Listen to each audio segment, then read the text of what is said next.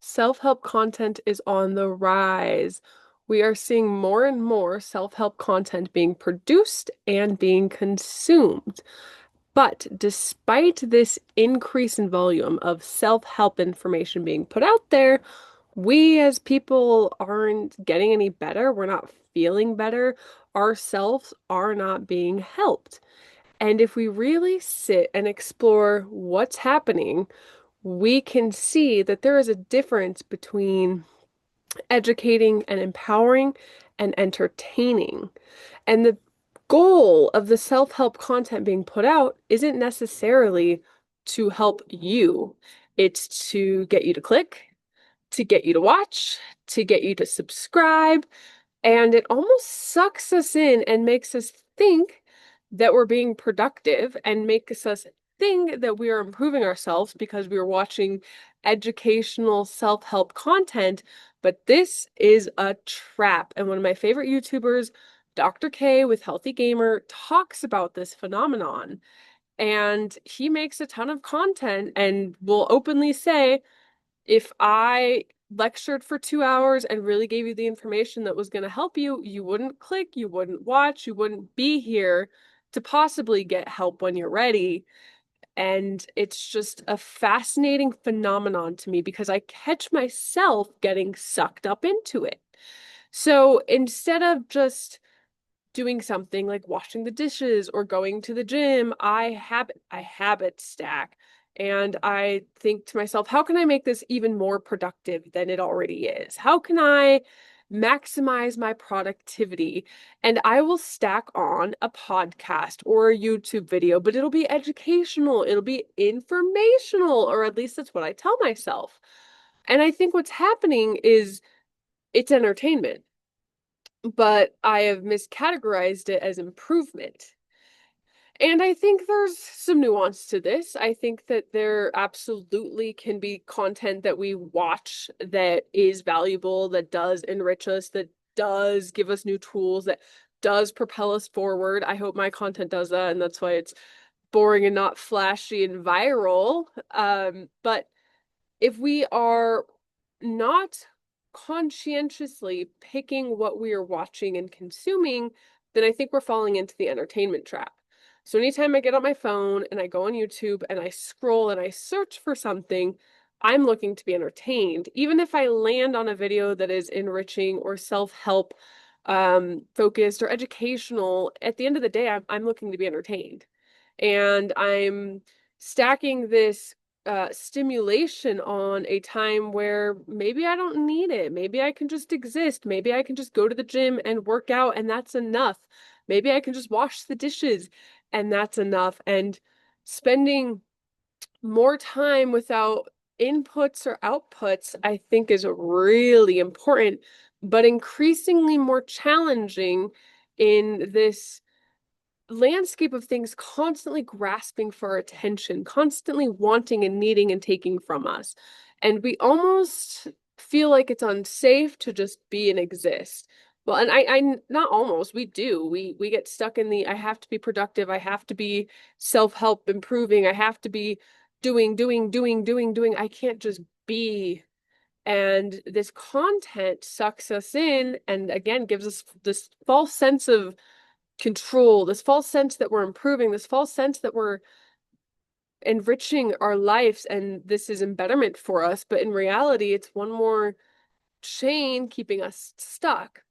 So I think we can absolutely consume content in a conscientious way and benefit from it. And I think what I've come to is the dictator for if it's that or if it's entertainment is, are we specifically seeking it out?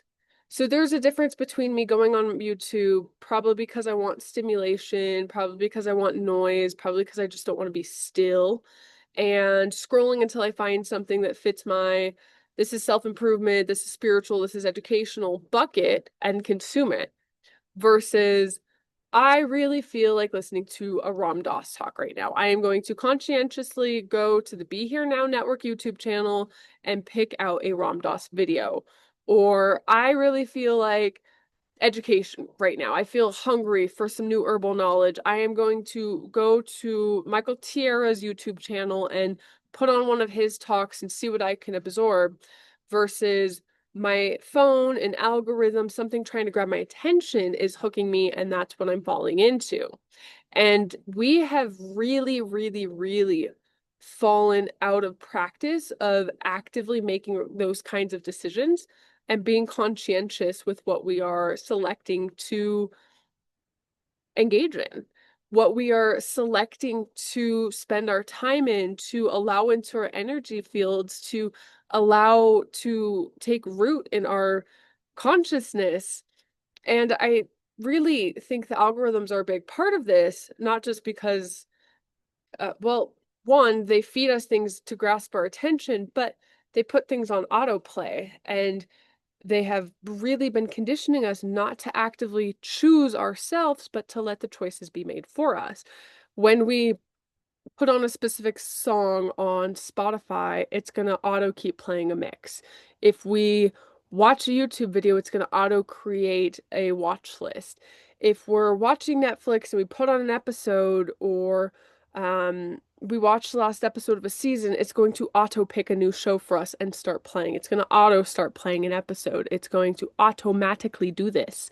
And when things are automatic, they're not being done from a conscious place. We don't have to think about it. We don't have to be present. It's just happening for us. And this is the big differentiation. And I so still get caught in this because the technology is so addictive and so consuming.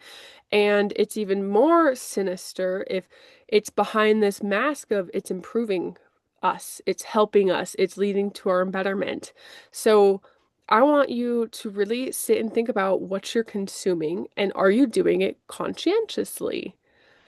Even if it's the self-help or positive content that is out there, that can be just as big of a weapon as the content that is brain rotty and doesn't enrich you because it's not rooted in educational content or self-help content or spiritual content or whatever the content is you fooled yourself into thinking is bettering you and bettering you and bettering you, when really it's just entrapping you.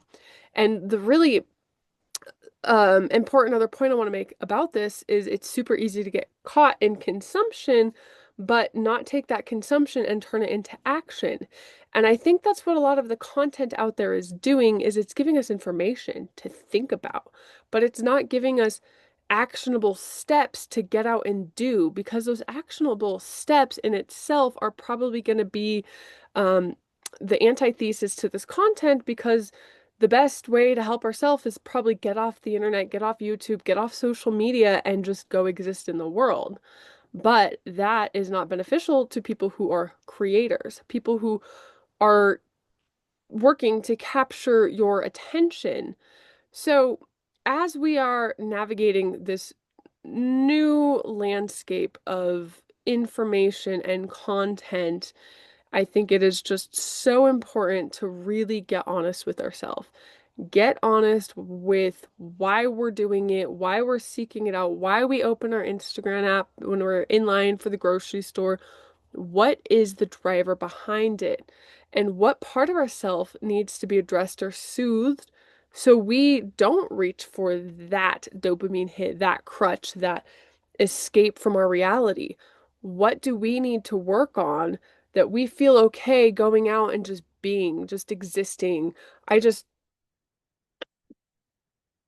tronched around in the snow for the last 2 hours, just, with my curiosity eyes open, just thinking of how beautiful the trees look and not having an objective, and just being and existing. And I don't give myself that enough. And I know most people also don't give themselves that enough. So here's your permission to go out and give yourself the gift of just existing and letting your curiosity drive you, letting the doing happen, letting the being happen, just getting out of this cycle of this false illusion that watching and consuming entertainment is going to better us, because at the end of the day, it's not, and it's a dangerous trap to fall in.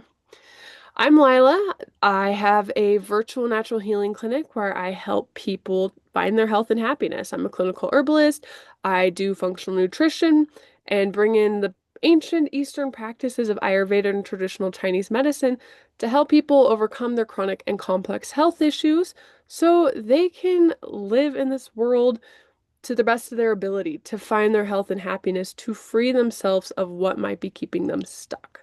So, if you're interested in any of the work I do, you can look in the description for more information and keep an eye out because we'll be having more videos with guests coming soon about finding our health and happiness and what that looks like on a practical level. We'll be doing that through some really, really great conversations with people. All right, have a good one.